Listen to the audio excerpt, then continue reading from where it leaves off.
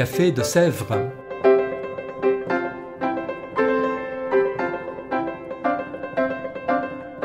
Au Café de Sèvres, on discute philosophie et théologie.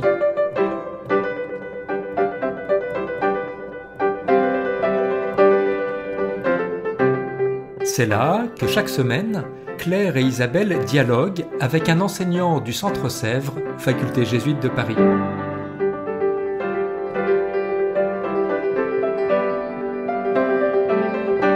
L'émission d'aujourd'hui est animée par Isabelle de la Garandrie.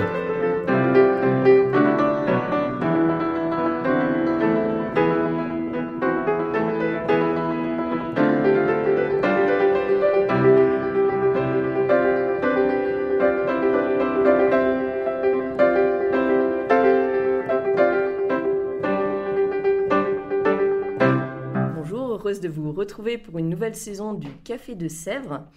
Aujourd'hui, pour le premier épisode en théologie, je reçois Michel Fédoux. Bonjour Michel Fédoux. Bonjour.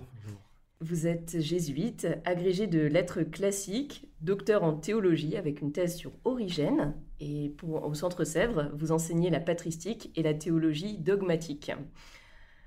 Vous êtes notamment spécialiste en théologie trinitaire et vous proposez cette année un cours sur le mystère de la Trinité, qui est la raison pour laquelle je vous reçois aujourd'hui. Alors peut-être une question simplement pour commencer, qui est une question qui est souvent posée par nos contemporains qui ne comprennent pas bien ce qu'est la Trinité. Enfin, peut-être que les chrétiens ne savent pas vraiment non plus. D'où vient cette idée d'un Dieu en trois personnes ? Comment en est-on venu, pour les premiers croyants, à partir de la Bible, de leur expérience également croyante, à penser la Trinité, qui semble assez spontanément une rupture avec le judaïsme ? Effectivement, c'est une question qui est souvent posée. Il faut d'abord peut-être rappeler que l'expression « un Dieu en trois personnes » n'est pas une expression qui remonte au Nouveau Testament, elle est venue par la suite, mais pour rendre compte d'une expérience qui, elle, habitait les premiers disciples. En fait, les premiers disciples appartenaient au peuple d'Israël, bien sûr, comme Jésus lui-même, et ils étaient conscients de la foi en un seul Dieu, ils professaient la foi monothéiste, et simplement, c'est la nouveauté de la révélation chrétienne, ils ont découvert que Jésus leur parlait du Père, ils ont découvert que leur foi en un seul Dieu était la foi en un Dieu qui avait pris chair en un Fils, Jésus de Nazareth, et que ce Fils parlait lui-même de l'Esprit. C'est le socle, en quelque sorte, la matrice à partir de laquelle s'est développée par la suite la doctrine dite de la Trinité. Très bien. Et c'est vrai que, donc oui, on a des exemples en tête de Jésus parlant de son Père ou de l'Esprit, mais c'est vrai que peut-être qu'on peut penser à un décalage ou comment ça s'est formalisé concrètement quand on parle de notre foi en la Trinité, notamment dans le Credo. Comment on a pu en venir à cette formulation-là ? En fait, le mot même Trinité ne se trouve pas dans le Nouveau Testament. C'est un auteur de la fin 2e siècle, début 3e siècle, Tertullien, qui l'a introduit dans la langue latine, Trinitas, pour rendre compte du terme grec trias. Mais le mot comme tel n'existait pas dans le Nouveau Testament. Et cependant, je le disais il y a un instant, l'expérience même de la foi trinitaire est attestée dans le Nouveau Testament. Alors comment, effectivement, les premiers disciples et comment les premières générations chrétiennes en sont-elles venues à cette foi trinitaire ? Eh bien, Jésus, dans l'Évangile, se révèle comme quelqu'un qui s'adresse à son Père. Il l'appelle Père, mon Père, Abba, et d'autre part, Jésus annonce dans l'Évangile de Jean la venue du Paraclet, l'Esprit qui est le défenseur, le consolateur, l'Esprit qui procède du Père, l'Esprit que le Fils enverra d'auprès du Père. Et donc c'est vraiment à partir de là que s'est développé par la suite, déjà dans le Nouveau Testament, mais surtout au 2e et 3e siècle et 4e siècle, la foi trinitaire. Dans le Nouveau Testament, déjà, nous avons des formulations trinitaires, ou si on veut, des formulations ternaires. Par exemple, à la fin de l'Évangile selon saint Matthieu, le ressuscité dit aux apôtres, il dit aux 11, « Allez, de toutes les nations, faites des disciples, les baptisant au nom du Père et du Fils et du Saint-Esprit. » Ou encore, Paul, tout à fait à la fin de la 2e lettre aux Corinthiens, a cette formule qui est d'ailleurs reprise parfois au début de la célébration de l'Eucharistie. « La grâce du Seigneur Jésus-Christ, l'amour de Dieu, c'est-à-dire le Père, et la communion du Saint-Esprit soient avec vous tous. Donc c'est déjà présent dans le Nouveau Testament et c'est cela qui va se développer progressivement pour donner les formulations que nous connaissons au IIIe et surtout au IVe siècle avec les conciles œcuméniques. Très bien. Et à partir de cette formulation donc, qui s'est faite du Nouveau Testament jusque dans les premiers conciles, est-ce qu'on a tout dit de la Trinité d'un coup ou comment a-t-on pu se saisir de la Trinité pour continuer à réfléchir à ce sujet? Je dirais que en fait, ce serait plutôt l'inverse. C'est parce qu'il y a eu justement des réflexions et des débats et même des controverses sur le sujet au IIe siècle, au IIIe siècle, que l'on a été conduit à définir la foi trinitaire dans les conciles, le concile de Nicée en 325 et le concile de Constantinople en 381. Ces débats au IIe siècle, au IIIe siècle, ils étaient principalement de deux sortes. D'une part, il y avait des croyants, des chrétiens de bonne foi, qui avaient tendance à récuser une distinction réelle entre le Père, le Fils et l'Esprit. Justement parce qu'ils étaient très attachés au monothéisme hérité de la tradition biblique, ils sous-estimaient la réalité d'une distinction entre le Père, le Fils et l'Esprit. Et à l'inverse, il y avait d'autres croyants qui laissaient entendre qu'à la limite, le Père, le Fils et l'Esprit étaient trois dieux. On parlera plus tard de trithéisme. Eh bien, les auteurs chrétiens des premiers siècles, les pères de l'Église, se sont opposés à ces deux types d'hérésie, comme on disait alors, d'erreurs, et c'est justement entre les deux, sur un chemin de crête entre les deux, qu'ils ont été conduits à définir la foi trinitaire, un seul Dieu, c'est l'héritage du monothéisme juif, un seul Dieu, un Dieu qui, néanmoins, est en trois personnes. D'accord, merci. Et donc, c'est cette formulation qui s'est faite progressivement, dans les premiers siècles avec toutes ces hérésies. Est-ce qu'aujourd'hui, on a encore en réalité à débattre de la Trinité? Quelle actualité finalement pour la Trinité dans notre débat théologique aujourd'hui? Oui, certainement. En quelque sorte, les premières définitions de la foi trinitaire dans l'Antiquité tardive ont donné les points de repère essentiels. Mais à partir de là, quantité de réflexions sur le mystère trinitaire ont été développées tout au long de l'histoire et sont encore développées de nos jours. Je réponds directement à votre question. Vous demandez s'il y avait encore matière à débat depuis quelques décennies et aujourd'hui. Oui, effectivement, on le voit à travers l'histoire de la théologie récente. Par exemple, dans le courant du XXe siècle, certains théologiens, je pense surtout à Karl Rahner, ont réagi contre la manière dont on enseignait traditionnellement la question de Dieu. Il disait, traditionnellement, on parlait d'abord du Dieu un et ensuite seulement on en venait à la Trinité. Et Karl Rahner dit non, il faut changer, il faut d'entrée de jeu parler de Dieu un et trine.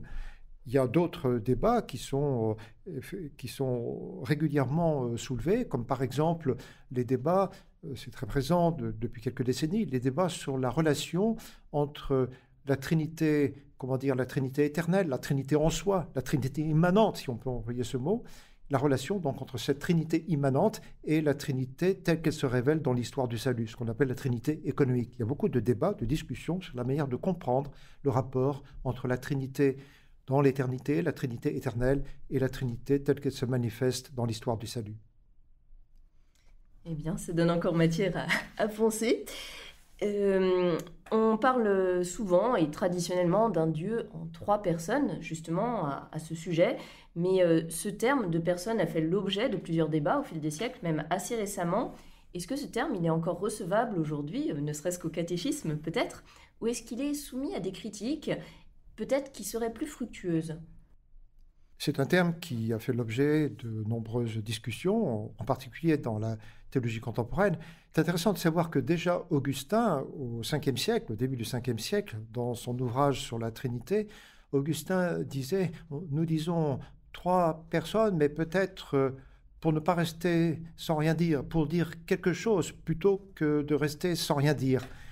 Et c'était significatif d'un certain embarras. Pourquoi cet embarras? Parce que Augustin déjà craignait que le langage trois personnes ne soit compris comme signifiant trois divinités. Et c'est la raison pour laquelle, au XXe siècle, il y a eu justement des débats sur ce concept de personne. Karl Barth, le théologien protestant, Karl Barth, et après lui, le théologien catholique Karl Rahner, effectivement, ont attiré l'attention sur le fait que il y avait le risque de comprendre cette formule trois personnes comme signifiant trois divinités, ce qui mettrait en cause la tradition du monothéisme. La doctrine trinitaire n'abolit pas le monothéisme. Alors bien sûr, il y a eu des propositions alternatives. On a parlé par exemple de trois modes d'existence de Dieu ou de trois modes de subsister. Bon, en fait, on est obligé de rester attaché au langage traditionnel qui, depuis des siècles, parle effectivement de trois personnes.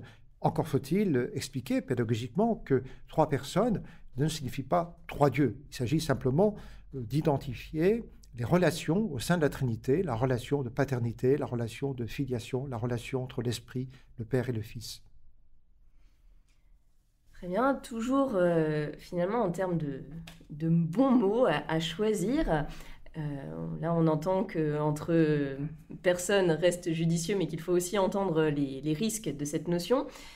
Très prochainement, on aura un changement de la traduction du missel romain, tout au moins dans les pays francophones, avec un changement de la formulation du credo dit de Nicée-Constantinople, où l'on dira que le Fils est consubstantiel au Père. Est-ce que ça peut être à recevoir pour l'Église d'aujourd'hui comme une invitation à approfondir sa foi trinitaire, selon vous? Pour un croyant aujourd'hui, en quoi est-ce intéressant de se pencher sur ce qu'est la Trinité, au-delà d'une notion qui, pour certains, semble si éloignée, ou au contraire qui parfois semble un petit peu caricaturée sous la forme d'une équation 1 = 3? Alors en fait, quand on célébrait la messe en latin jusqu'à Vatican II, quand on récitait le credo en latin, on disait « consubstantialis », le Fils consubstantiel au Père.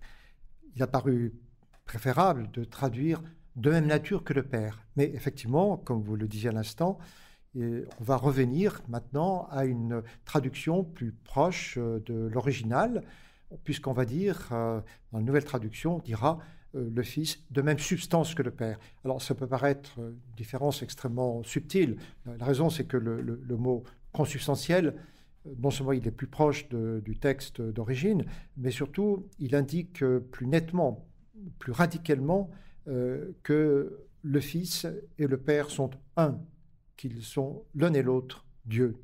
C'est ça l'enjeu de cette transformation. Alors, effectivement, il est important d'expliquer. Il est clair que le mot consubstantiel ou l'expression de même substance que le Père ne va pas de soi, n'est pas immédiatement compréhensible. Et il faut faire de grands efforts, je pense, aujourd'hui, comme à chaque époque, pour essayer de faire comprendre ce que recouvre ce langage. Et pour cela, bien sûr, en repartant autant que possible de l'Écriture. Très bien. Donc une invitation à relire l'Écriture Oui. dans les paroisses et sans doute à faire peut-être des catéchèses ou des enseignements là-dessus. Autre critique ou approche contemporaine, c'est dans l'échange avec les musulmans, notamment dans le dialogue interreligieux, mais spécialement avec les musulmans. On a parfois l'impression que la Trinité, c'est un obstacle, parce que justement, assez spontanément, les musulmans peuvent nous dire « mais en réalité, vous êtes des polythéistes qui se masquent derrière ce Dieu en trois personnes ». Comment peut-on, grâce à la réflexion théologique, surmonter ces difficultés dans l'échange et dans le dialogue? Vous avez raison, c'est une vraie question, c'est une difficulté. Dans le Coran, il y a un passage à l'adresse de ceux qui sont qualifiés d'associationnistes, c'est-à-dire les chrétiens qui sont en quelque sorte accusés de vouloir associer le Fils et l'Esprit à Dieu, qui pourtant est unique. Alors, dans le dialogue entre chrétiens et musulmans aujourd'hui, il me semble essentiel de souligner que la foi trinitaire, bien comprise, ne met pas en cause l'affirmation d'un seul Dieu. Je crois que c'est un point tout à fait essentiel. Une fois que cela est dit, bien sûr, il reste une divergence qui n'est pas surmontable comme telle entre la foi trinitaire de la communauté chrétienne et la confession de foi musulmane.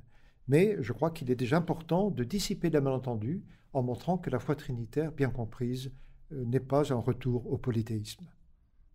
Donc là encore, une invitation à se plonger davantage dans le mystère de la Trinité pour les chrétiens. Oui, certainement. Toujours dans la question du dialogue, quelle est la place de la Trinité dans le dialogue écuménique, et que ce soit auparavant ou aujourd'hui? Je dirais que la confession de foi trinitaire doit profondément inspirer le dialogue œcuménique. Pourquoi?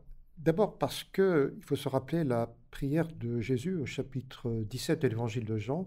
Jésus s'adresse à son Père et il lui dit, en parlant des croyants, que tous soient un, comme toi et moi, nous sommes un. C'est une parole extrêmement importante. Elle signifie que l'unité des croyants, l'unité de ceux qui confessent Jésus-Christ comme le Fils de Dieu, doit précisément participer de cette unité même qui unit le Père et le Fils. On pourrait dire qui unit plus largement les trois personnes de la Trinité. Donc, cette prière de Jésus, en quelque sorte, elle est fondatrice.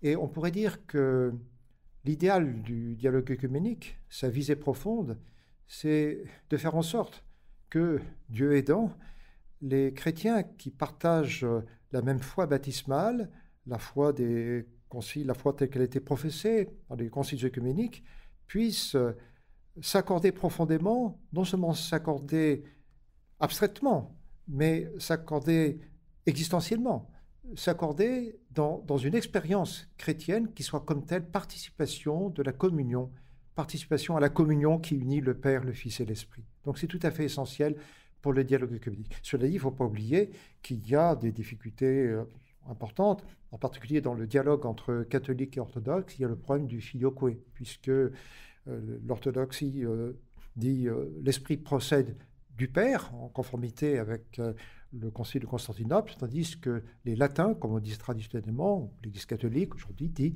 l'Esprit Saint procède du Père et du Fils. Mais sur ce point aussi, on a pu heureusement avancer déjà beaucoup grâce au dialogue œcuménique. Vous pourriez justement dire un petit peu comment on avance sur cette question-là, qui effectivement est ancienne? On avance aujourd'hui, disons depuis quelques décennies, notamment grâce à un travail historique. On s'est aperçu qu'il y a eu beaucoup de malentendus entre Grecs et Latins, comme on disait habituellement, sur cette question dite du filioque, parce que le mot procédé n'avait pas exactement le même sens pour les Latins et pour les Grecs. Aujourd'hui, on s'accorde à reconnaître que d'un côté, oui, le Père est, comme disaient les pères de l'Église, la cause sans cause, la source absolue, l'origine sans origine. Et en ce sens-là, l'Esprit procède du Père seul. Mais d'un autre côté, on reconnaît aussi que, d'après l'Évangile de Jean, Jésus annonce l'Esprit qui l'enverra d'auprès du Père. Et en ce sens-là, l'Esprit vient bien du Père et du Fils. Et donc, par cette voie, et par d'autres aussi, on essaye aujourd'hui de s'acheminer progressivement vers un consensus sur cette question du filioque. Donc ce n'est pas a priori une difficulté qui resterait insurmontable complètement. On peut espérer. Oui. Il y a eu en tout cas déjà une déclaration importante du Saint-Siège en 1995 qui a permis d'avancer et qui laisse espérer qu'on puisse arriver un jour à un accord entre Églises. Très bien. Peut-être pour terminer cet entretien, une invitation ou un mot plus personnel, histoire d'inviter nos auditeurs ou à venir assister à votre cours, ou en tout cas à se plonger davantage dans ce mystère de la Trinité. J'aimerais rappeler le mot d'un père de l'Église, Hilaire de Poitiers, qui disait « Notre Dieu, le Dieu des chrétiens, est un seul Dieu, mais il n'est pas un Dieu solitaire. » Et je dirais que l'enjeu de ce parcours que je vais proposer sur la Trinité, c'est d'essayer de donner des mots pour faire comprendre ce qui est en jeu dans cette formule. La révélation chrétienne, la révélation inouïe d'un Dieu qui certes est un seul Dieu, ce n'est pas un retour au polythéisme, mais ce Dieu n'est pas solitaire, c'est un Dieu qui a voulu se rapprocher de l'humanité, c'est un Dieu qui est allé jusqu'à prendre chair en son Fils Jésus-Christ et qui nous invite par l'Esprit, dans le Fils, à communier avec le Père. Merci beaucoup, voilà une belle invitation. Merci. Merci de cet entretien et pour les auditeurs du Café de Sèvres, à un prochain épisode. Au revoir.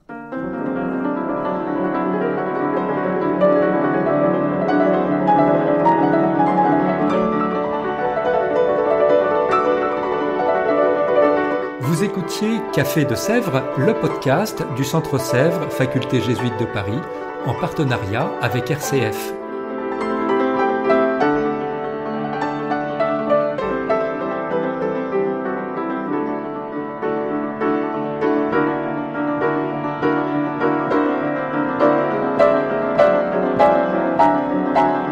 rater aucun épisode, abonnez-vous sur votre application préférée. Spotify, Deezer, Apple Podcast ou Google Podcast.